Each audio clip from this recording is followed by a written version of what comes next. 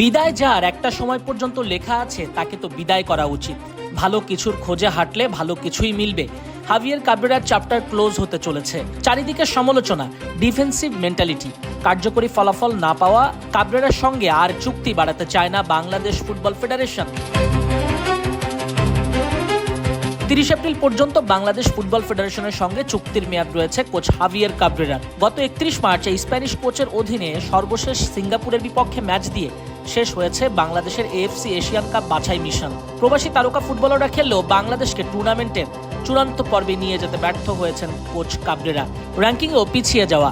আগেই বাছাই পর্ব থেকে বিদায় নিশ্চিত হওয়া বাংলাদেশ শেষ দুই ম্যাচের একটিতে ভারতের বিপক্ষে 1-0 গোলে জিতেছে, আর সিঙ্গাপুরের বিপক্ষে 1-0 গোলে হেরেছে। 2022 সালের 8 জানুয়ারি বাংলাদেশ দলের দায়িত্ব নেওয়া কাবরেরার সঙ্গে 3 দফা চুক্তি বাড়িয়েছে বাফুফে। তবে সময়ের পরিক্রমায় হেড কোচ বদলের পথেই এখন বাফুফে। কাবরেরার মেয়াদ শেষেই 1 মে থেকে নতুন হেড কোচের ইন্টারভিউ প্রক্রিয়া শুরু করবে ফেডারেশন। চাইলে কাবরেরাও ইন্টারভিউ দিতে পারবেন, তবে তিনি নতুন করে আবার টিকবেন কিনা সেটাই সন্দেহ। দলের সাথে সিঙ্গাপুর থেকে ঢাকা এলেও বর্তমানে স্পেন ফিরে গেছেন কাবরেরা। জাতীয় দল ব্যবস্থাপনা কমিটির সভা থেকে এসব তথ্য মিলেছে।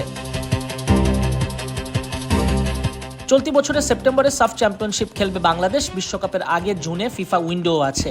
ফিফা উইন্ডো ও সাফ চ্যাম্পিয়নশিপ সামনে রেখে ওই সবগুলোতে মোটা দাগে সাফল্য চায় টিম বাংলাদেশ।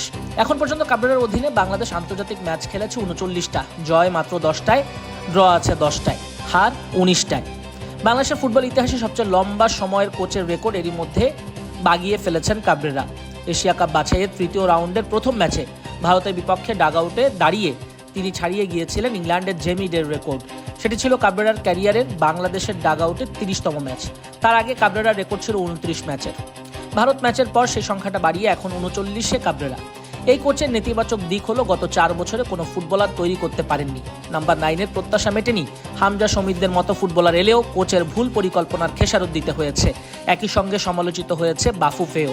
আর মোদ্দা কথা, টপ ক্লাস হামজা সমিতরা কাবরেরা চাইতো ভালো কোচ ডিজার্ভ করেন। নাজমুস সাকিব, কালবালা।